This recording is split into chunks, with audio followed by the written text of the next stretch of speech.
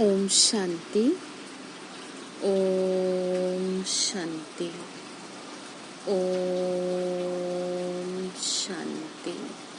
आज 5 तारीख के बाबा के महावाक्य हैं। आज बाबा ने हम बच्चों को समझाया।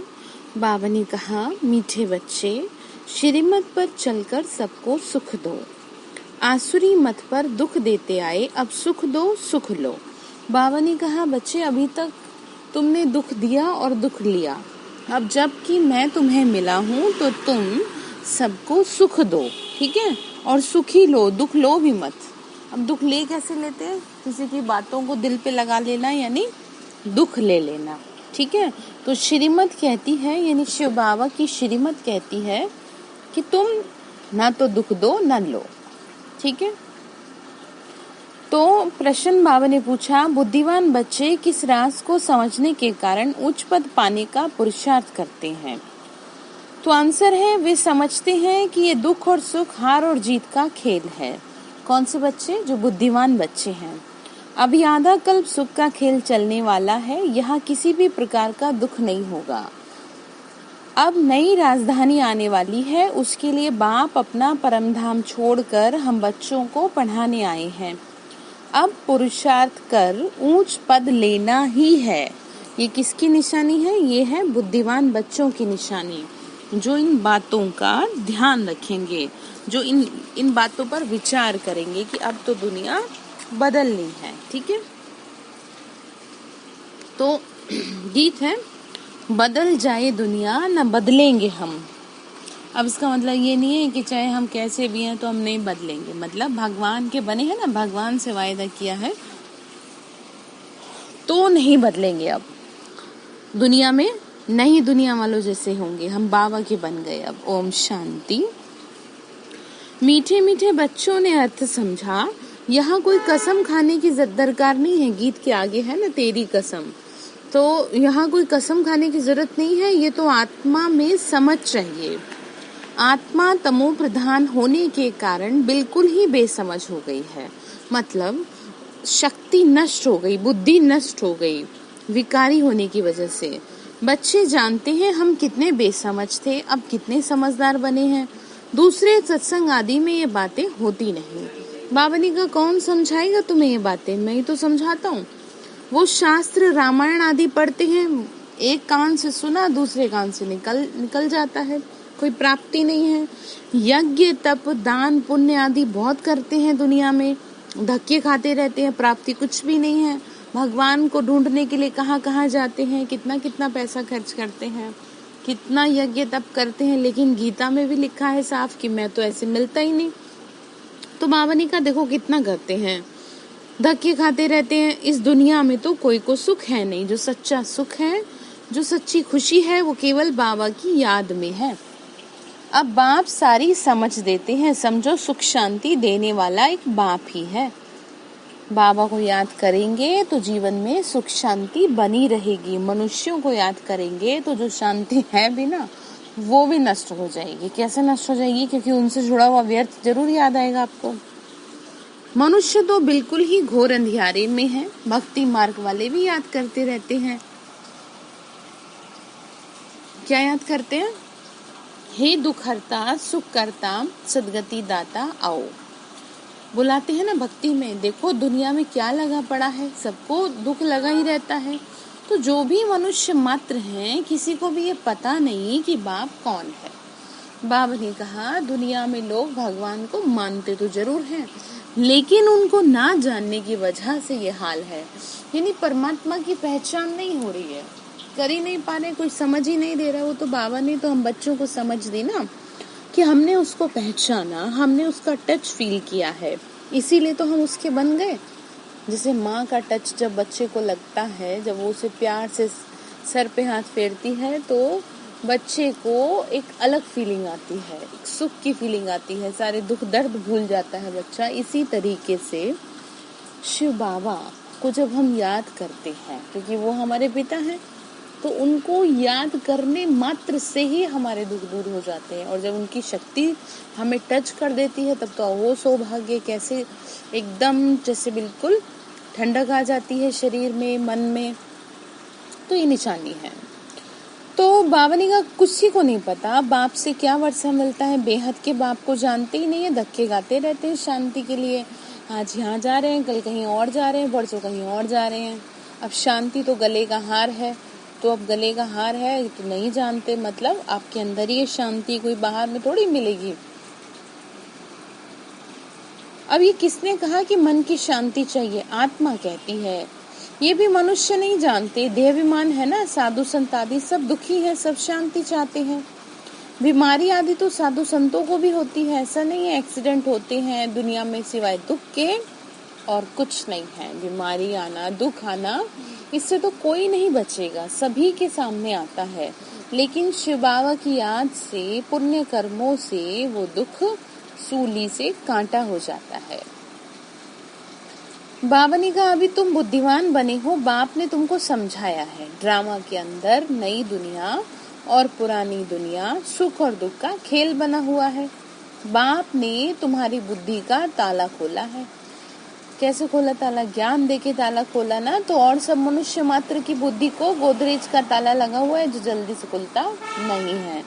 माया ने डबल लॉक लगा रखा है। तो बिल्कुल ही तमो प्रधान बुद्धि है, यानी अशुद्ध बुद्धि हो गई। और बाबा ने हमें सतो प्रधान बुद्धि प्रदान की।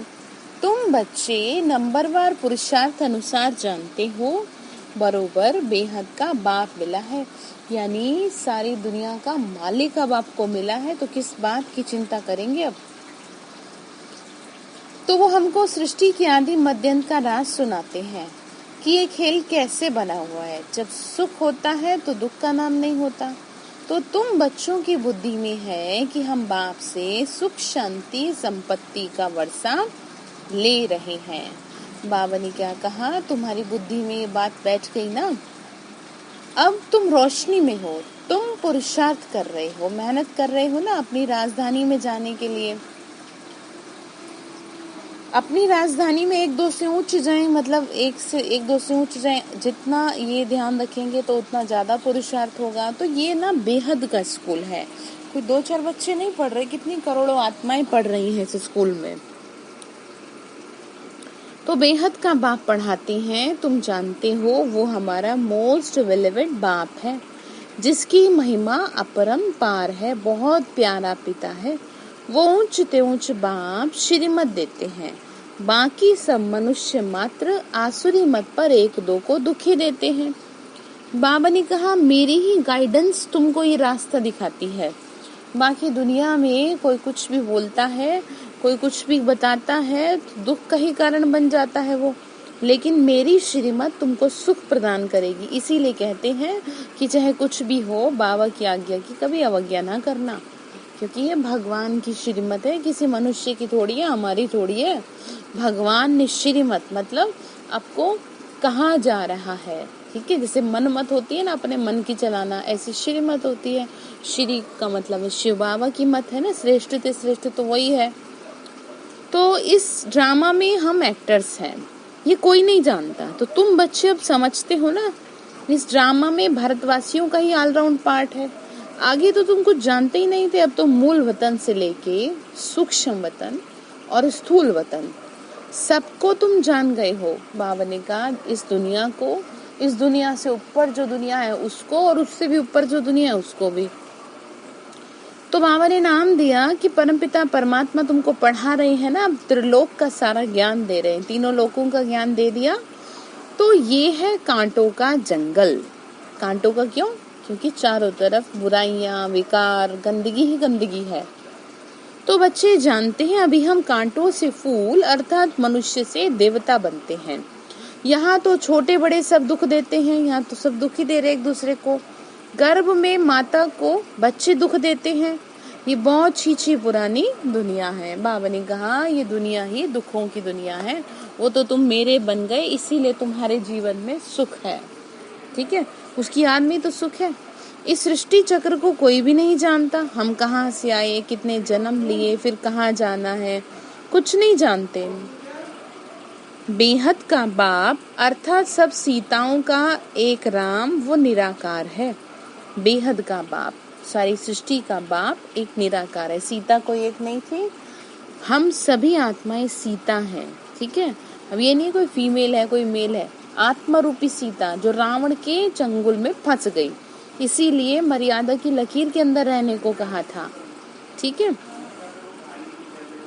तो फिर इसीलिए तो आपको बताते हैं ना कि कैसे बाबा की आज्ञाओं के अंदर ही रहो, बाहर ना जाओ उससे, तो बचे रहोगे दुनिया में। तो बाबा ने कहा सब दुनिया में रावण की जेल में फर्स्ट शोक वाटिका में आ गए हैं, सब शोक में पड़े हैं, देख रहे हैं प्रैक्टिकल, सब शोक में पड़े हैं। सारी दुनिया के सब मनुष्य मात्र एक भगवान को याद करते हैं, भक्तों का रक्षक भगवान को कहते हैं। तुम सब अभी ब्रह्मा मुखवंशावली ब्राह्मण हो, ब्राह्मण जानते हैं हमको शिव बाबा पढ़ा रहे हैं, कोई मनुष्य किसी को नहीं पढ़ा रहा, कोई दीदी दादी किसी को नहीं पढ़ा रही, सब बाबा पढ़ा रहे हैं। ये सोचो हम सब पढ़ रहे हैं, चाहे वो दीदी हो दादी हो, जानकी दादी भी बीमार जब थी तब भी 5 से 6 बार मुरली सुनती थी, तो सोचो, तो वो भी पढ़ रही हैं, हम भी पढ़ रहे हैं। पढ़ा कौन रहा है? शिव बाबा पढ़ा रहे हैं। शिव बाबा है स्वर्ग का रचयिता, स्वर्ग कहो अथवा दैवी राजधानी कहो, ये स्वर्ग की राजधानी है ना। बाबा ने कहा लक्ष्मी नारायण स्वर्ग के मालिक हैं, तो अभी तुम समझते हो, यहाँ जब सतयुग था तो लक्ष्मी नारायण का राज्य था, अभी तो है कलयुग, और कलयुग का मतलब ही है कलह कलेश का युग, ठीक है ना। तो कहा कि बच्चे अभी देखो अंत है, विनाश सामने खड़ा है, तुम सब सीताओं की सदगति एक राम ही करते हैं, ठीक है ना। सबका सदगति दाता एक राम ही है, और राम ये वो नहीं कि दशरथ के पुत्र राम, यहाँ राम परमात्मा शिव के लिए कहा गया है, इंडिकेट उधर की तरफ किया गया है, क्योंकि राम भी 3 बता रखे हैं गीता में। तो बाबा ने कहा सीताएं सब दुर्गति में हैं, परंतु समझते नहीं है बिल्कुल भी कि हम दुर्गति में हैं, अपनी साहूकारी का ही नशा है, हमको इतने मकान है, इतना धन है, इतने महल है, किसी को पता ही नहीं कि दुख की दुनिया बदलनी है। अब ये बात तो सबको समझ में आ गई ना, किसी के महल नहीं काम आ रहे, किसी का पैसा नहीं काम आ रहा, पुण्य कर्म ही काम आएंगे अंत तक। इसीलिए मैं बार बार आपको ये समझाती हूँ कि अंत की गति अच्छी हो, उसके लिए मेहनत कर लो बस, ठीक है। अंत की गति पुण्य कर्मों से ही अच्छी होगी, कुछ अच्छा किया होगा तो आत्मा सही शरीर छोड़ देगी, दुर्गति नहीं होगी शरीर की, नहीं तो सबसे ज्यादा कष्ट मरने में होता है, ठीक है, जीने से ज्यादा तड़पती है ना आत्मा, कष्ट पाती है, तो लेकिन पुण्य कर्मों की वजह से मदद मिलेगी। इसीलिए इसको ही अच्छे से समझने के लिए मैंने ग्रुप में भेजी है मूवी जो है ब्रह्मा कुमारी इसकी दी 13 डेज, अब उसको जरूर देखना, पता चलेगा आपको कैसे कर्म साथ साथ चलते हैं। तो बाबा ने कहा अपनी साहूकारी का नशा रहता है, किसी को पता ही नहीं अभी दुनिया बदलेगी, मौत तो सामने खड़ी है, सब मिट्टी में मिल जाएगा, ये जो कुछ पुरानी दुनिया में देखते हो ना सब विनाश होगा। बाबा ने कहा विनाश के लिए तैयारियां हो रही हैं, ये वही महाभारत लड़ाई है जो हर 5000 वर्ष बाद लगती है, तो अब 5000 वर्ष पूरे होने को है ना, तो ये वही गीता का भगवान है जो आया है, परंतु बाप की बायोग्राफी में बच्चे का नाम डाल दिया, किसका? श्री कृष्ण का। अब शिव बाबा तुमको राजयोग सिखा रहे हैं, बड़े से बड़ी भूल तो ये है कि जो भगवान का नाम ही गुम कर दिया। सबसे बड़ी भूल क्या है कि शिव बाबा का नाम ही गुम कर दिया, श्री कृष्ण का नाम डाल दिया ना।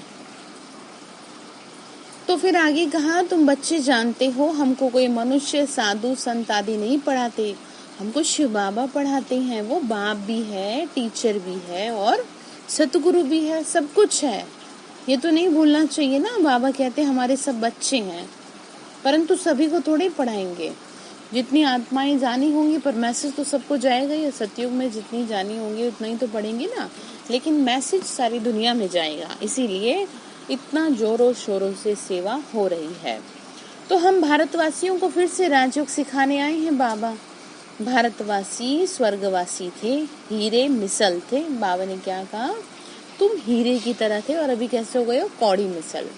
घर में कितनी अशांति है, कहते हैं बाबा हमको बहुत क्रोध आता है, बच्चों को मारना पड़ता है, डर लगता है, हमें 5 विकास शिव बाबा को दान में दिए, फिर हम ये क्यों करते हैं? तो बाबा समझाते हैं इस समय सभी पर 5 विकारों का ग्रहण लगा हुआ है। क्या कहा? इस समय सभी पे ग्रहण लगा हुआ है 5 विकारों का। देहाभिमान का भूत आने से फिर सब भूत लग जाते हैं। तो अब बाप कहते बच्चे नहीं, ऐसे पाप नहीं करो। हाथ उठाना मारना तो और भी बड़ा पाप है, कंप्लीट पाप है वो तो देही अभिमानी बनो, यानी आत्माभिमानी बनो। अभी तुमको समझ मिली है ना, सतयुग में हम आत्माभिमानी थे, यानी हमको पूरा कॉन्शियसनेस था कि हम आत्मा थे। समझते हैं आत्मा का ये पुराना शरीर पूरा हुआ, आयु पूरी हुई, इसीलिए ये शरीर छोड़ अब नया लेना है। सर्प का मिसाल है ना, सर्प की एक खाल पुरानी होती है तो फिर दूसरी नई ले लेते हैं। ये दृष्टांत है सतयुग के लिए कि तुम्हारा ये शरीर पूरा हुआ ना, अब समय पूरा हुआ, उसको छोड़ेंगे तो लेंगे ना दूसरा। कोई भी एक ही जोड़ी कपड़े को रोज थोड़ी पहन लेगा। तो हम सतयुग में तो ऐसे होगा ना, आसानी से छोड़ देंगे। तो अब यहाँ पर भी तो छोड़ना ही है ना चोला।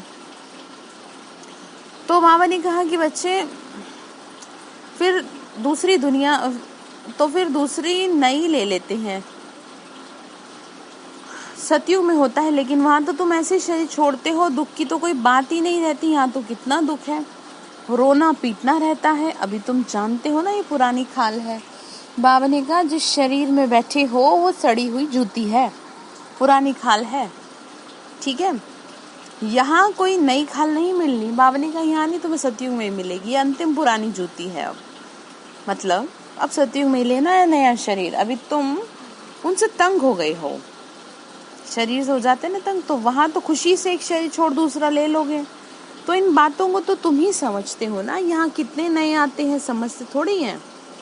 बाबा ने कहा सभी तरह के आते हैं, 2-4 रोज यहाँ से समझ कर जाते हैं, फिर भूल जाते हैं। हाँ, अच्छी रीति सुना, खुशी हुई तो प्रजा में आ जाएंगे। प्रजा भी तो ढेर बननी है। बाबा ने कहा राज किस पे करोगे? जितना जैसा ज्ञान जो अमल में लाएगा उसी अनुसार प्रजा में आएगा और उसी अनुसार वो राजाओं की गिनती में जाएगा, जैसा जिसका पुरुषार्थ। तो ये है ईश्वर का दर अथवा घर। तुम ईश्वर के घर में बैठे हो। परमपिता अपना परमधाम छोड़ यहाँ साधारण तन में आके बैठे तुम्हारे लिए। वहाँ तो बाप के पास आत्माएं रहती हैं, यहाँ संगम पर बाबा खुद आया है पतितों को पावन बनाने। किस लिए आए हैं बाबा? पावन बनाने आए हैं ना, तो पावन बनेंगे ना, बाबा की याद में रहेंगे तो पावन होते जाएंगे। उनको शिव निराकारी कहते हैं। निराकार बाबा को आत्माएं ओ गॉड फादर कह पुकारती हैं। मनुष्य बगैर समझ के कुछ भी कह देते हैं, ओ गॉड फादर। इन लक्ष्मी नारायण को भी यूरोपियन लोग भगवान भगवती कहते हैं, मतलब समझते नहीं है। लक्ष्मी नारायण को भी कह रहे हैं भगवान भगवती, है ना। और वैसे भी बाबा ने कहा ना कि नहीं समझते, यूरोपियन लोग ऐसे कहते हैं, नहीं समझते कि इन्हों को ऐसा किसने बनाया। इन देवताओं को कहते हैं आप सर्वगुण संपन्न 16 कला संपूर्ण हो। देवी देवताओं के लिए ऐसा कहा जाता है। ये नहीं जानते कि ये भी मनुष्य हैं, भारत में ही राज्य करके गए। ये देवी देवता ऐसे कैसे बने? आपको ऐसे वस्त्र पहना दिए जाएं तो आप भी ऐसे ही दिखोगे, लेकिन सिर्फ फर्क रहेगा गुणों और अवगुणों का। भारत में ही राज्य करके गए, उनको आगे जाकर महिमा गाते हैं उनकी, अपने को नीच पापी कहते रहते हैं। उनके आगे जाके बोलते हैं मंदिर में भी जाके कि हम तो नीच हैं, हम पापी हैं, पाप हरो देवा। कृष्ण के मंदिर में जाके उनकी महिमा करेंगे, शिव की महिमा नहीं करेंगे, उनकी महिमा अलग है। शिव बाबा की महिमा तो आप सभी जानते हैं ना। शिव बाबा के गुणों को याद कर लो, ठीक है।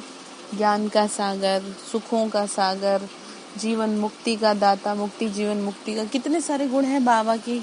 सुनवाई बीते क्लास में ना आपको एक बार। तो अक्सर करके शिव के पास जाते हैं तो कहते हैं भर दो झोली, फिर कह देते हैं वह भांग पीने वाला है, ऐसे कह देते ना। शंकर जी के लिए कह देते हैं सॉरी, धतूरा खाने वाला है। अरे वहाँ भांग धतूरा कहाँ से आई?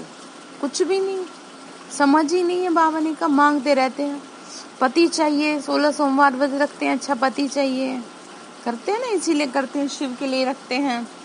तो बाबा ने कहा हमेशा मांगते ही रहते हो हैं, ये कैसी तुम्हारी बुद्धि, कभी शुक्रिया भी कर लिया करो। बाबा आपने जो दिया उसके लिए शुक्रिया, बाबा आपने मुझे इतना अच्छा परिवार दिया, बहुत शुक्रिया। तब देखो कितना अच्छा हो जाएगा सब। तो ये चाहिए वो चाहिए, दीपमाला पर भी लक्ष्मी का आह्वान करते हैं। वो कौन है किसी को नहीं पता। 8-10 भुजाएं कभी किसी की होती हैं क्या? ये चतुर्भुज रूप दिखा देते हैं। अब 4 हाथ है तो 4 पैर भी होने चाहिए। अब ऐसा तो होता नहीं, ऐसा तो बच्चा ही नॉर्मल नहीं माना जाता। तो बाबा ने कहा ये सब मनुष्य अपनी बुद्धि से बना दिए, लेकिन अर्थ तो बाबा ने समझाया ना, समझ रहे हैं ना। अष्ट शक्ति जो कोर्स में लास्ट में समझाई जाती है, देवी के 8 हाथ उसी का प्रतीक है।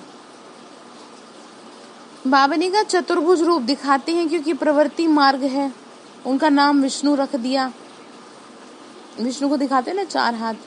लक्ष्मी नारायण तो सतयुग में रहते हैं, मनुष्य को पता ही नहीं कि विष्णु के 2 रूप लक्ष्मी नारायण विष्णु के जो रूप दिखाए हैं लक्ष्मी नारायण द्वारा पालना होती है, मनुष्य को पता ही नहीं। चित्रों में लक्ष्मी को 4 भुजाएं दे देते हैं। 4 भुजा वाला कोई बच्चा होगा तो उनको भी 4 भुजाएं होनी चाहिए। मतलब 4 भुजा वाले को बच्चा होगा तो उनकी भी 4 भुजाएं होनी चाहिए। बात तो सही कह रहे हैं, लेकिन ऐसा तो होता नहीं, कुछ भी समझते ही नहीं है। बाबा ने कहा इसको कहते हैं ब्लाइंड फेथ, मतलब अंधविश्वास। ठीक है, अंधविश्वास की कोई सीमा नहीं है, कितना भी कोई अंधविश्वास कर सकता है। तो आपको तो इस चीज से ऊपर उठना होगा ना, और किसी का कुछ कर थोड़ी सकते हैं हम। ये तो अपनी समझने की बात है। भेड़ चाल है दुनिया में। किसी ने कहा जी फलाने जानवर को दूध पिला दो, फलाने इसको कर वो कर दो, तो आपके सारे काम बन जाएंगे। तो फिर बस वही करने लगे, तो उसी को देवता समझने लगे। तो सबकी अपनी अपनी अंधश्रद्धा है, उसमें आप कुछ नहीं कर सकते। लेकिन आपको अच्छी अंडरस्टैंडिंग होनी चाहिए हर बातों की, क्योंकि बाबा ने हम बच्चों को बताया इसलिए। तो बाबा ने कहा तुम समझते हो, अभी बाबा जब तक नहीं आए तो कुछ भी नहीं जानते थे हम भी। अभी सारे विश्व के आदि मध्य अंत को जान गए हैं ना। बाप आकर पतितों को पावन बनाते हैं, बुलाते भी हैं, हे पतित पावन आओ। अब परमात्मा कैसे आए, कैसे पावन बनाए? बाबा कहते हैं 5000 वर्ष पहले हमने देवी स्वराज्य बनाया था, फिर तुमने 84 जन्म कैसे लिए? ये समझ आगे तुम्हारी बुद्धि में बिल्कुल नहीं थी। इस ब्रह्मा को तो पता ही नहीं था राधे कृष्ण लक्ष्मी नारायण की पूजा करते रहते हैं। बाबा ने कहा ब्रह्मा बाबा जिनके तन में बाबा ने आधार लिया, शरीर लिया, मतलब शिव बाबा ने, उनको भी नहीं पता था, पूजा करते थे बस लक्ष्मी नारायण की। परंतु ये भी नहीं पता कि राधे कृष्ण ही स्वयंवर के बाद लक्ष्मी नारायण बने। इसीलिए प्रिंसेस राधे प्रिंस कृष्ण कहा जाता है। स्वयंवर के बाद महाराजा महारानी बनते हैं वही। तो ये जो खुद बन रहे हैं उनको भी पता नहीं, भल दीदार भी कोई को होता है। बाबा ने कहा तुम अभी मेहनत कर रहे हो, तुम्हें भी नहीं पता, और जो बने उन्हें भी नहीं पता, समझते नहीं है। जैसे कि श्री कृष्ण का जन्म जहाँ हुआ तो माँ बाप को थोड़ी पता था, किसी को भी नहीं पता था। तो ऐसे ही होगा, चुपचाप काम बस करते जाओ तपस्या। फिर भी भक्तों का बाबा ने कहा कुछ नहीं समझते, फिर भी भक्तों की भावना अल्पकाल के लिए पूरा करने के लिए साक्षात्कार करा देता हूँ। बाबा ने कहा लोग समझते तो कुछ है नहीं मनुष्य, लेकिन फिर भी जो सच्चे दिल से भक्ति पूजा पाठ करता है उसको अल्पकाल मतलब क्षण भंगुर के लिए उसी देवी देवता का साक्षात्कार करा देता हूँ, जिससे कि उसे थोड़ी संतुष्टि हो जाए। तो यहाँ तो ध्यान दीदार की बात ही नहीं। बाप तो समझाते हैं बच्चे, उसमें माया की प्रवेशता हो जाएगी, माया प्रवेश कर लेगी तो तुम्हारा पद भ्रष्ट हो जाएगा। बाबा से हमें तो शक्ति लेनी है ना, ठीक है, शक्ति लेनी है। कुछ देखने से क्या, बस शक्ति लेते रहो, उससे जुड़े रहो बस। बहुत आकर कहते हैं हमको शिव बाबा का साक्षात्कार हो, जैसे कई कहते हैं नहीं होता तो कोई बात नहीं, उसमें कोई बुरी बात नहीं है। आप ऐसा नहीं है कि आप सही ट्रैक पे नहीं हो, बिल्कुल सही ट्रैक पे हो, बस मेहनत करते रहो, प्यार बढ़ाओ बाबा से। बाबा ने कहा तुमको समझाया फायरफ्लाई कितना छोटा होता है, आंखों से देखा जाता है ना, तो आत्मा तो उससे भी छोटी है। जैसे आत्मा वैसे परमात्मा का रूप, तो साक्षात्कार भी होगा तो उस छोटी बिंदी का होगा। हो सकता है आपके बगल में ही हो, आपको पता ही नहीं चलेगा, शरीर का भान होगा तो कैसे पता चलेगा बताओ। इसीलिए इस बात में नहीं कंफ्यूज होना चाहिए, सिर्फ बाबा की याद में बैठ जाओ, उसकी प्रकाश की किरणों में मैं आत्मा नहा रही हूँ, है ना, सर के ऊपर जैसे अमृत वेला योग कर रहे हैं, बिल्कुल बाबा की आसमान से शक्ति बिखर रही है और मेरे सर पे पड़ रही है, बस इतना कर लो, ठीक है। बाबा ने कहा ये तो छोटी सी बिंदी है जो भ्रकुटी के बीच में रहती है। आत्मा का साक्षात्कार हो तो समझेंगे, हो तो भी कुछ समझेंगे नहीं। बाबा ने कहा किसी को दुख भी जाए तो किसी को समझ ही नहीं आएगा क्या है ये। तो फिर आगे समझाया, तुम बच्चे जानते हो अभी हम शिव बाबा की संतान हैं, सब ब्रह्मा कुमार कुमारियां शिव बाबा से वर्षा ले रहे हैं। हम सब बच्चे वर्षा, सुख शांति पवित्रता सारा वर्षा ले रहे, सतयुग का वर्षा ले रहे हैं। तो हमारी एम ऑब्जेक्ट ही ये है। एम ऑब्जेक्ट क्या है? लक्ष्मी नारायण। स्टूडेंट्स है ना, तुम कहते हो बाप से सहज राजयोग सीखने आए हैं, ये एम ऑब्जेक्ट है, ये लक्ष्य है। जीवन को उदाहरण बनाना ये लक्ष्य होना चाहिए आपका। ये नहीं बस खाया पिया सोया कमाया बस हो गया। जीवन उदाहरण बन जाए, कुछ अच्छा कर लें आप, तब है जीने का फायदा। वैसे थोड़ी गीत भी है ना, अपने लिए जिए तो क्या जिए बताओ, कुछ जीवन में कुछ तो पुण्य कर्म कर लो। तो बाबा ये समझा रहे हैं सबसे अच्छा पुण्य कर्म क्या है, तो जानते हैं ना आप सब।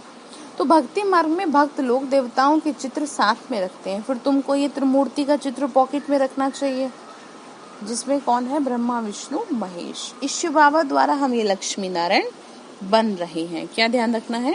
शिव बाबा द्वारा हम ऐसा बन रहे हैं। अच्छा, मीठे मीठे सिक्की लदे बच्चों प्रति माता पिता बाप दादा का याद प्यार और गुड मॉर्निंग। रूहानी बाप की रूहानी बच्चों को नमस्ते। रूहानी हम बच्चों की रूहानी माता पिता बाप दादा को नमस्ते नमस्ते।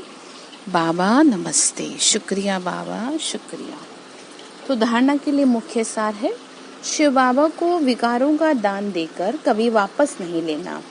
देह अभिमान के भूत से बचना। देह अभिमान, ठीक है, इस भूत में सब भूत आ जाते हैं, यानी अभिमान आ गया शरीर का तो सारे भूत आ जाएंगे और विकार भी आ जाएंगे। इसीलिए मैं आत्मा हूँ, आत्माभिमानी बनने का अभ्यास करना। तो दूसरी पॉइंट है, ध्यान दीदार की आश नहीं रखना कि हमें भी कुछ दिखाई दे, इस बात में नहीं सोचना। एम ऑब्जेक्ट को सामने रख पुरुषार्थ करना, यानी आपको जो लक्ष्य दिया है लक्ष्मी नारायण जैसा बनना, उसको सामने रख के अपने जीवन को सुधारना है, ठीक है। श्रीमत पे सबको सुख देना है। बाबा ने कहा इसलिए आपको सबको सुख देना है, और अगर आपको कोई दुख दे रहा है तो भी आपको नहीं लेना, फिर भी अगर गलती से ले लेते हैं तो बाबा के आगे रख दें, ठीक है। वरदान दिया बाबा ने, स्वयं की स्मृति में रहे, हर कर्म को संयम नियम बनाने वाले अथॉरिटी स्वरूप भव। क्या करना है? स्वयं की स्मृति में रह के कि मैं कौन हूँ, मैं एक महान आत्मा हूँ, मैं मास्टर सर्वशक्तिमान आत्मा हूँ, तो मेरे हर कर्म नियम और संयम से चलना चाहिए, ठीक है। और वैसे भी कहा जाता है दुनिया में नियम संयम ही जीवन की शोभा है। तो बाबा ने कहा तो तुम अथॉरिटी स्वरूप बन जाओगे। अथॉरिटी मतलब होता है कि सब कुछ आपके कंट्रोल में आ जाएगा जब आप इस बात का ध्यान रखेंगे। बाबा ने कहा जैसे साकार में स्वयं की स्मृति रहने से जो कर्म किया वही ब्राह्मण परिवार का संयम बन गया। स्वयं के नशे में रहने के कारण अथॉरिटी से कह सकते कि अगर साकार द्वारा कोई उल्टा कर्म भी हो गया तो उल्टा कर देंगे। यानी कि ब्रह्मा बाबा जब थे तो शिव बाबा ने क्या किया? शिव बाबा ने हम बच्चों को ये समझाया कि मेरी प्रेजेंस है साकार में ब्रह्मा बाबा के अंदर, तो कुछ भी गलत नहीं होगा। स्वयं की स्मृति अगर आपको इस बात की रहेगी कि मुझे बता कौन रहा है, तो वो भी क्या हो जाएगा? सुलटा कर देंगे। अगर कुछ गलती भी हो जाती है आपसे तो भी आप क्या कर रहे हैं? बाबा के सामने उस चीज को रखें। आपको ये ध्यान रहे कि मैं कौन सी आत्मा हूँ, तो पहली बात तो होगी नहीं, ठीक है। तो कहा कि अगर साकार द्वारा कोई उल्टा कर्म भी हो गया तो सुलटा कर देंगे स्वयं के स्वरूप की स्मृति में रहने से, ठीक है।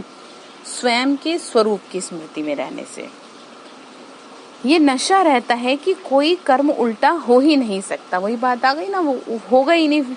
आप बच्चे भी जब स्वयं की स्थिति में रहो तो जो संकल्प चलेगा, जो बोलेंगे, वो कर्म नियम संयम बन जाएगा। ठीक है, मतलब बात समझ में आ रही है। पहली बात, दो बातें हैं, साकार वर्ड बाबा ने यूज किया तो ब्रह्मा बाबा के लिए भी ऐसा कहा जाता था। कई मुरलियों में आपने सुना होगा कि मैं जिम्मेदार हूँ। कौन? शिव बाबा कहते थे, लेकिन वो तभी होगा जब आपको बाबा पे पूरा निश्चय होगा। तो यहाँ पर बाबा ने कहा जब आपको स्वयं पर काम करोगे, जब आप स्वयं अपनी स्मृति में रहोगे तो कुछ उल्टा होगा ही नहीं। ठीक है, जो भी बोलेंगे बहुत वही संयम नियम बन जाएगा। और जो जितने बड़े होते हैं, जितने समझदार होते हैं, उनके बोल उतने ही लिमिटेड होते हैं। ये नहीं जो मुंह में आए सो बोल दिया। ठीक है, तो ध्यान रखेंगे ना, स्वयं मैं कौन सी आत्मा हूँ। तो स्लोगन है पवित्रता का पिलर मजबूत करो तो यह पिलर लाइट हाउस का काम करता रहेगा। पिलर होते हैं ना, पूरा खड़ा रहता है उसी के ऊपर सब कुछ। तो बाबा ने कहा पवित्रता ही सुख शांति की जननी है। जितनी जीवन में शुद्धता पवित्रता होगी उतना ही ज्यादा आपका जीवन सुंदर होता जाएगा। ठीक है, लाइट हाउस का काम करता रहेगा, दूसरों को प्रकाश दिखाने के लिए काम करता रहेगा। तो आज के लिए आपका होमवर्क ये है कि आपको स्वयं की स्मृति में रहना है। जब आप स्वयं की स्मृति में रहेंगे तो कुछ भी आपसे गलती नहीं होगी। ठीक है, अच्छा, ओम शांति।